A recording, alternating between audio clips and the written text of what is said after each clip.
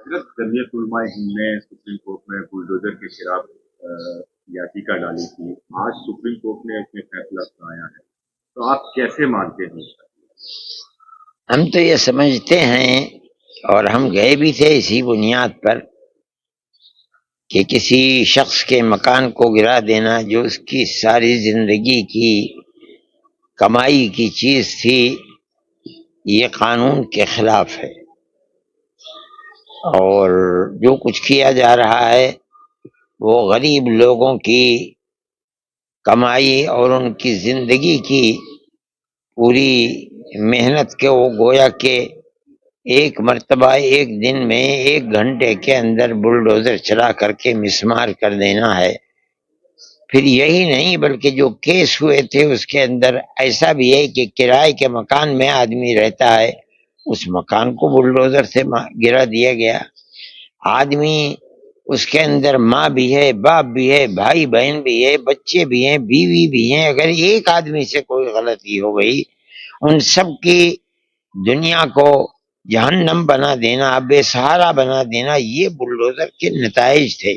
اسی بنیاد کے اوپر جمعیت علماء جس طرح مصیبت زدہ لوگوں کے لیے سہارا بنتی چلی آئی ہے اللہ کی قدرت سے، اسی طرح ہم نے اس سلسلے کے اندر آگے بڑھ کر بہتر سے بہتر وکیل کیے تھے۔ اعلیٰ درجے کے سپریم کورٹ کے وکیل تھے جن کو ہم سامنے لے کر کے آئے تھے۔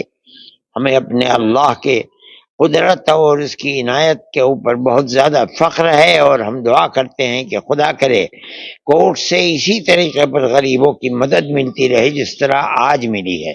ہم بہت خوش ہیں، ہم یہ سمجھتے ہیں کہ کورٹ نے بالکل صحیح موقف اپنایا ہے، اسٹینڈ اپنایا ہے۔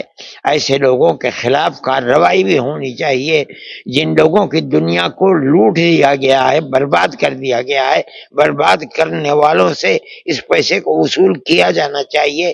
یہ موقف اگر سپریم کورٹ کا ہے تو ہم سمجھتے ہیں کہ بہت صحیح موقف ہے، اور یہ ہمارا خیال یہ ہے کہ ہم مبارکباد دیتے ہیں اب ان ججوں کو جنہوں نے لوگوں کے دل کی آہٹ کو سنا ہے، پریشانیوں کو اپنی پریشانی سمجھی ہے، اور دستور کے مطابق صحیح فیصلہ کیا ہے۔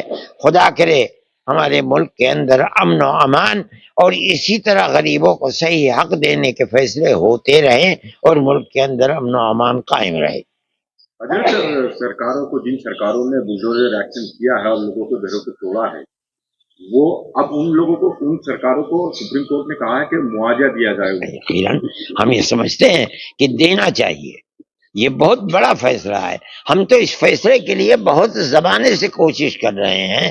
جن لوگوں کو ہم نے جیلوں سے چھڑوایا ہے 18 سال کے بعد، ابھی 3 دن کے بعد آئے ہیں، ان کی زندگی برباد ہو گئی ہے صرف اس بنیاد کے اوپر کہ ان کو باعزت بری کیا۔ اس کا مطلب یہ ہے کہ ان سے کوئی قصور نہیں تھا، اس کے باوجود ان کی زندگی کو برباد کر دیا۔